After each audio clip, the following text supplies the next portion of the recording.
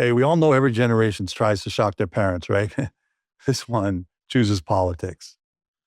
So if you want to try to understand this generation, look at what they chose to rebel against. Let's get going. My name's Dean Charles. This is Between the Left and a Hard Place, and let's rock and roll.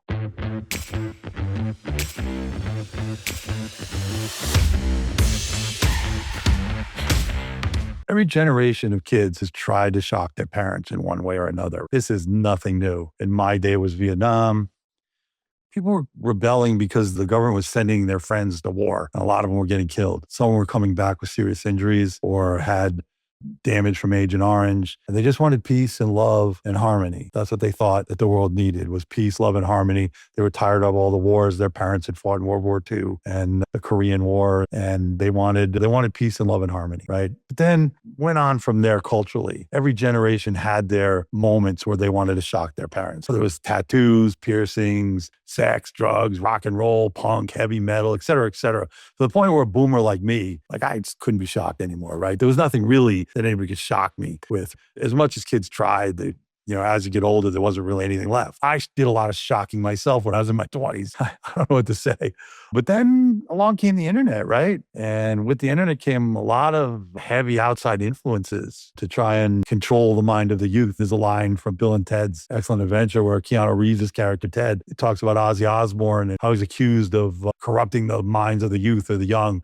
And now it's not Ozzy anymore. It's the internet. But these outside influences happen to be China, Iran, Russia, Qatar. They found a way to tickle the algorithms and create situations where they can divide our country, specifically the youth. They've convinced the youth to seemingly hate America. That's what it looks like to my boomer mind. All of a sudden, capitalism is bad. America is evil. The rich should be stripped of their money and the West is the villain. And socialism is the answer. That's what the algorithms have done. That's what this money being pumped in by these outside influencers have done. And that's what the youth believe. So the question is, and let me know how you think, because I don't know. I'm just talking about it. I don't know what to believe, really. But is this reversible? Is this a phase? Is this just the kids rebelling, I think? And it won't happen that way, because we're not talking about like Sweden. A lot of people think, oh, socialism like Sweden. Sweden is not a socialist country. It's called a social democracy. Sweden is called a social democracy. They're capitalists. They just have a higher social net. And that'd be great if we had a higher social net in this country. Everybody agrees with that, I think. But that's not what Sweden is. We're talking about flat out socialism. Lenin, Marx, Stalin, Castro, the Iranian regime, Maduro. We're talking serious socialism we've all seen, that guys like me, boomers, have seen, that does not work. So now you have Mamdani, AOC, and the squad, right? And the Democratic Party kind of supporting socialism, turning into a socialist party. This is flat out socialism that tends to want to take over the country. You're talking about socialism starts because these people feel oppressed. That's the first thing that these algorithms that they're tickling, is that you're oppressed. Look at these rich people. You're the oppressed. You're being oppressed by the oppressor. And in this case, the oppressor is the white man, the white colonialist, right? It's in the Democratic Social America political platform. Fight against the white colonialists. They want to withdraw from NATO and align with China and Iran. They want to align with the Iranian regime. This is an oppressive regime. They seriously oppress their people. For no freedom of speech, no freedom of thought, no freedom. You either toe the company line or they kill you. It may throw you in jail, but they'll probably kill you. You want to talk about oppressor and oppressed? That's oppressor and oppressed. But these people are convinced, the youth now, the socialist movement is convinced that they're oppressed. They're out there chanting and protesting and fighting against the man on the internet and trying to be influencers and all this stuff. And with all the freedoms that are afforded by, democracy and capitalism here in the United States and opportunity, and they're saying they're oppressed. Am I telling the truth, or is this just something that I'm not seeing? I see people like, I hate to call out names, but somebody like Billie Eilish and Mark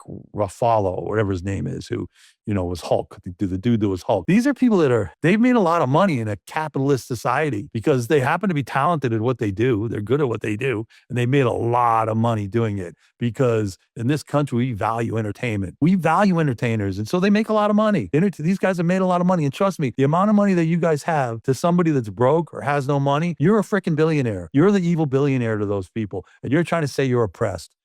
That white colonialism has caused so many problems and is evil. The evil white colonialists that took people's land, give it back, right? Why don't you give yours back? You've made a lot of money off of this evil empire, right? Since you've made so much money off of the evil empire, why don't you give it back? Am I on the right track here? Am I talking sanity or am I insane? Am I not right? Capitalism, it's not perfect. And God knows there's things we have to fix. God knows. Healthcare is in shambles, right? Affordability is a problem for people. I've talked about this before. People with good jobs feel that they can't afford a middle-class lifestyle. It's something that we did have when I was a kid, was you could live a middle-class lifestyle. You could be a teacher or a plumber, or whether you were in management in a corporation or whether you work in a blue-collar job, you still could afford to live a decent life and have the American dream and work towards the American dream. I understand a lot of people don't feel that way anymore, but are the algorithms and the youth taking us in a direction that we don't want to go? It's so bad that there's a tremendous amount of hate. There's a lot of hate involved. And that's something that wasn't there before. No matter how much kids fought against the man, it didn't come from hate, right? This particular generation seems to hold a lot of hate inside of themselves. And I think it's because of the algorithms and the internet and social media. So please tell me if I'm wrong. Please tell me if I'm right. I'm just trying to figure this stuff out like you guys, right? But the hate is the problem. And if you go back in time, I hate to bring this up, but it always starts with the Jews. So you can see that it's starting with the Jews again. It's scary in the fact that it leads to, it's not just the Jews, it leads to repression and oppression and killing and hate. And it never works. It doesn't work. In history, it doesn't work out. Capitalism and democracy works. Just look. Open your eyes and tell me. It's one thing for gay rights and human rights and women's rights. And in this country, there was a big movement, which I've always supported, all these movements and Black rights and minority rights. I've been a big supporter of that. I swear, I fought for that stuff my whole life. I feel like I've been as unracist as you could be. I can't think of a better word. I'm the opposite of racist. I want everybody to be equal and free and have opportunity. That's what I've always fought for. When I was a kid, things were changing a lot when I was a kid. I was in 5th grade or 6th grade when busing started in where I lived. And I went to an all-white school. My elementary school, a public school, was all white until, I think, 4th grade. And then in 5th grade, they started busing. And you know what? It was never a problem. It just didn't seem to be a problem. It was a natural step in what should happen. And I don't know. I don't understand how people feel so oppressed, but it has to do with the outside sources and the internet and what you're feeling. When you're teaching women's rights and gay rights in college, for instance, they have all these programs now, the gender identity programs and so on and so forth. And the thing is, to me, what I see, and I don't understand, please help me comment if you have a different opinion, is they're not teaching for the equality. They're teaching these people that they're oppressed and they need to become the oppressors. They need to fight to be the oppressor. And that's where I think everything's going off the rails. I don't understand it. I see it happening. You can see the protests and the news. And obviously the news is based on what, excites people, what's going to get hits and likes and views and ratings, right? And talking about that stuff gives ratings, right? That's where the ratings come from, and the likes and the views and everything else. And so that's what people see. Is this direction we're going? The Democratic Party certainly seems to be going socialist. There's no question, turning socialist. And that's a little scary. It's a scary agenda. Please pick up the Democratic Socialists of America political platform and read it.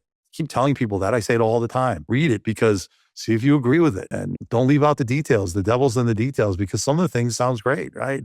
Medicare for all sounds great, right? It's the details, the foreign policy. There's minutia there that you really need to look at and see if that's what you agree with, right? They want to take opportunity away. They don't want to give opportunity. They want to take it away. And this is where I don't understand. I don't understand the thought patterns and how you could be motivated to go in that direction. So anyway, let me know what you think. I'll talk more about this at another time, but I just want to put this out there because people don't seem to be talking about it too much. That is this the new rebellion for the youth? Because it seems like it. And will it stick is the question, because sometimes rebellions stick. And this isn't a rebellion on peace, love, and harmony. This is a rebellion of hate. Hate the white man, hate the white colonialist, rebel against straight white men. That's what it seems like. So let me know what you think, and let's talk some more about this. Thank you.